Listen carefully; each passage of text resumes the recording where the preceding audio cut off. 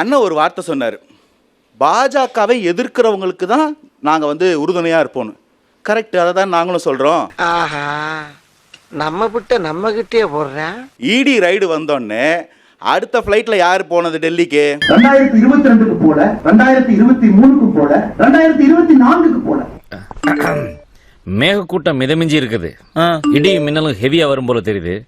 Climate சரியில்லை, return ஆயிடலாம். இந்த முதலமைச்சர் அவர்கள் நம்முடைய முதலமைச்சர் 3 கூட்டத்துக்கு போல என்ன அர்த்தம்? இந்த முதலமைச்சர் அவர்கள் நம்முடைய முதலமைச்சர் 3 கூட்டத்துக்கு போல என்ன அர்த்தம்? 3 கூட்டத்துக்கு போல என்ன அர்த்தம்? பயப்பரியா குமார், பயத்தின் காரணமாக மட்டும்தான் அவர் இந்தியாவில் கூட்டத்திற்கு செல்லவில்லையோ தவிர தமிழ்நாடு என்கின்ற பேரை பட்ஜெட்ல பயன்படுத்தல, அதுக்காக போல அப்படிங்கறதெல்லாம் கட்டுக்கதை. சரி, அதை விடுங்க. சனாதனத்துக்கு கேஸ் போட்டாங்களே, அப்ப டெல்லிக்கு போனவங்க யாரு? ஓஹோ, சனாதனம் விஷயத்திலே ஒரு கொள்கையை எதிர்த்து பேசினார். கொசு, டெங்கு காய்ச்சல், மலேரியா, கொரோனா இதையெல்லாம் வந்து நம்ம எதிர்க்க கூடாது, ஒழித்து கட்ட வேண்டும். அப்படிதான் இந்த சனாதனம். எங்க தலைக்கு எவ்வளவு தில்லு பத்தியா? இந்தியா முழுக்க வழக்கு வாங்கினாலும் அடுத்த நாளே எடுத்த நிலைப்பாட்டின் மீது உறுதியாக இருக்கிறேன் என்று சொல்ல தெரிந்த தெம்பு கொண்டவராக உதயநிதி ஸ்டாலின் இருந்தார். கொஞ்சம் பொறு, மிஷின் நிக்கட்டும். பிராமண தோஷமா எடுத்து 2 பிராமணனுக்கு யதிக்கு இருந்து ததியாராதனை பண்ணணும்னு சொல்லிட்டு பண்ணான்னு கேள்விப்பட்டேன். உண்மைதானே? ஆமா ஆமா.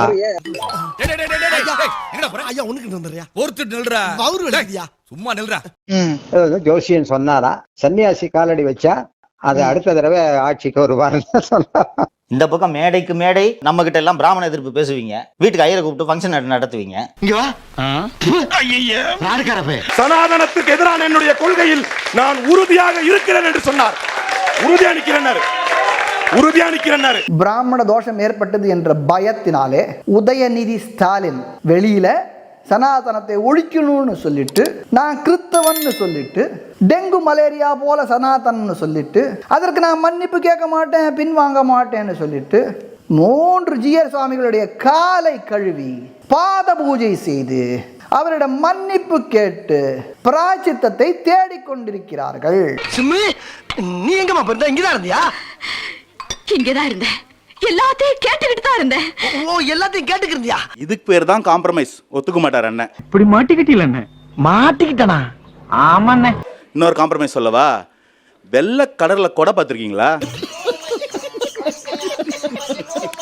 காக்காவை விரட்டுறதுக்கு கூட வெள்ளை கடல்ல கொடை வச்சு நான் பார்த்தது இல்லை. இந்த யூடியூப் ஸ்டுடியோங்கள்லாம் லைட்டுக்கு முன்னாடி வெள்ளை கடல்ல வச்சுப்பாங்க. அந்த மாதிரி ஒரு கொடையை தேடி பிடிச்சி,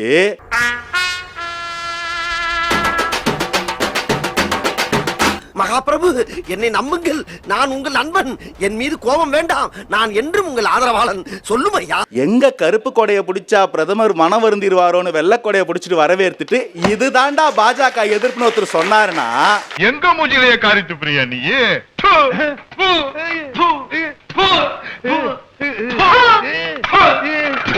திமுகவை தீய சக்தின்றாரு. ஆமா, வேற என்ன சொல்றது? வலிக்குது, அழுதுருவேன்.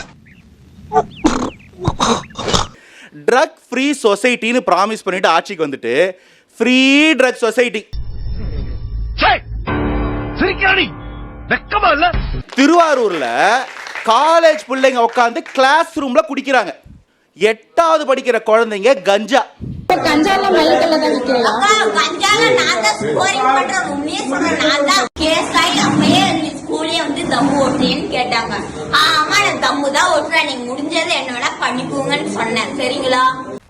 பிசினஸ் ஸ்டார்ட் பண்ணி இவன் தலையை உள்ள விடுறா. ஐயோ,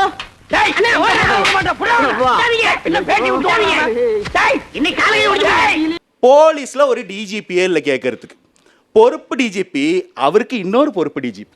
இதுதான் இந்த ஆட்சி, இதுதான் திராவிட மாடல். திராவிட மாடல்னா என்னன்னு கேட்கிறவங்களுக்கு இதுதான் பதில். பொறுப்பான ஆட்சி சார். ரொம்ப பொறுப்பான ஆட்சி. அக்கா வந்து நம்ம சபாநாயகர் மாதிரி, அங்க ஒரு அப்பாவுனா இங்க ஒரு அக்காவு.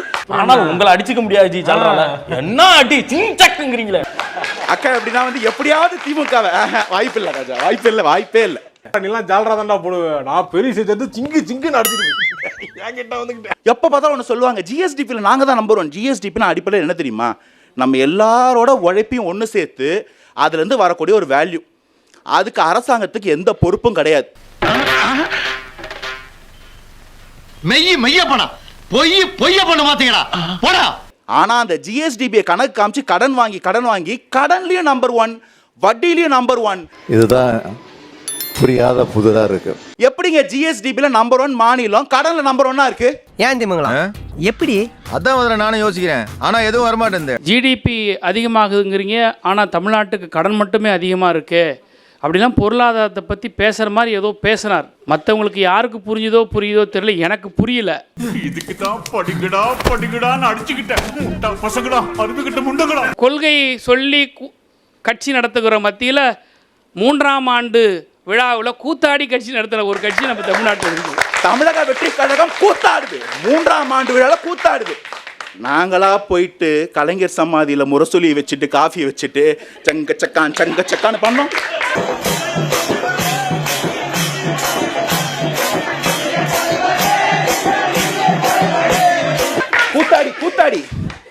கூத்தாடி யார் கூத்தாடி? அழுகுறான். ஏய் அழுவலடா. அது அழுவலையா? கண்ணீர் ஒழி பேண்ட்டுக்குள்ள போயினுக்குது, அழுவலன்ற. பெண்கள், ஒரு ரிப்போர்ட்டருக்கு பாதுகாப்பு இருக்கா? ஒரு கோவில் செக்யூரிட்டி பாதுகாப்பு இருக்கா? அடிக்கிறவர் யாரு? ஆளும் கட்சி எம்எல்ஏ. இதுக்கு தான் ஓட்டு போட்டு தேர்ந்தெடுத்து அம்சமா? நல்லாவே இருக்க மாட்டீங்களா? இருக்கிறதுலே ஏழைகளுக்கு என்னங்க மிச்சம் இருக்கு? நம்ம உடம்பு ஒண்ணுதான், அந்த உடம்ப கூட விலை பேசுறாங்க. கிட்னி முறைகேடு. என் வீட்டில் இருக்கவங்களுக்கு ஒரு கிட்னியை தருவது என்பது வேறு. ஏமாந்து கொடுக்கறது. என் கிட்னி வச்சு 50 லட்சம் ஒருத்தன் சம்பாதிச்சான்னு தெரியும் போது நினைச்சபடி திங்க முடியாதுப்பா, தெரியுமா? கிட்னி இது பண்ணிட்டு இன்னொன்னு, உடம்பு ஏன்பா 2 சின்ன வேணும்னு வச்சிருக்குது இயற்கை. அப்ப அதுல 50% திறன் வந்து திடீர்னு போகும்போது அதற்கு ஏற்றாற் போல் நீ உணவு இருந்த வேண்டுமா இல்லவா? அப்ப அப்படி வாழ்ந்துட்டு இருக்கானே, ஒரு 4 லட்ச ரூபா கடனுக்காக அப்படி வாழ்ந்துட்டு இருக்காங்க. எவ்வளவு பெரிய கண்ணஞ்சக்காரர்கள் நீங்க. ஆனா மனசார சொல்றேன்டா, சத்தியமா நீ எல்லாம் உருப்படவே மாட்ட. அந்த கிட்னி முறைகேடை வச்சு நான் கார் வாங்கினா ஃபிளைட் வாங்கினா கேட்டுட்டு இருக்காரு இன்னொரு எம்எல்ஏ. எங்க அப்பாவோட ரோல்ஸ் ராய்ஸ் காரோட விலை தெரியுமா? அது 14.5 கோடி. நான் பண்ண மொத்த ஆபரேஷனே 252 தான். 2 லட்ச ரூபான்னு வச்சுக்கிட்டா எப்ப வந்து நான் ரோல்ஸ் ராய்ஸ் பண்றது? திருப்பூட்டூர்ல இருக்க எல்லா கிட்னி ஏண்டா எடுக்கிறது பிச்சை, பேசுறது பேசுற.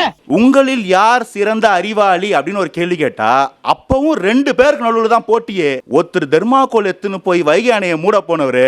வைகை அணையின் மேற்பரப்பை தெர்மாக்கோல் அட்டைகளை கொண்டு மூடி தண்ணீர் ஆவியாவதை தடுப்பதுதான் இவர்களின் திட்டம். இதற்கு 10 லட்சம் ரூபாய் செலவானதாக அமைச்சர் செல்லூர் ராஜு தெரிவித்தார். ஒரு 10 லட்சம் ரூபாய் ஆகுது. பரிசல் மூலம் அணையில் மிதக்கவிடப்பட்ட தெர்மாக்கோல் அட்டைகள் பரிசல் கரை திரும்புவதற்குள் கரை திரும்பி காற்றில் தரையை நோக்கி பறக்க ஆரம்பித்து விட்டன.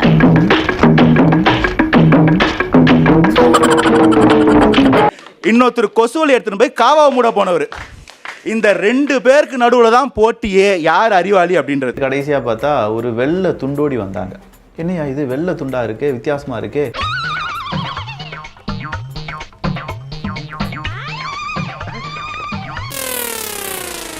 என்ன ஒரு புத்திசாலித்தனம்.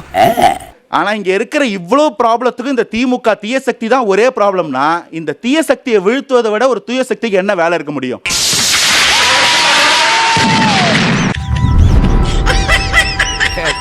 பையன் சார் இந்த பால்சாமி.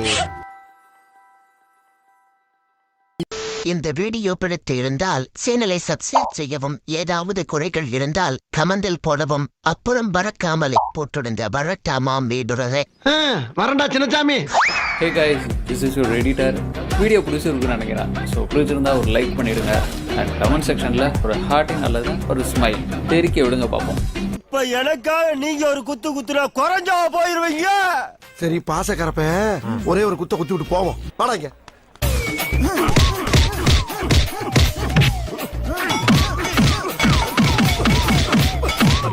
போதுமில்லடா போடா.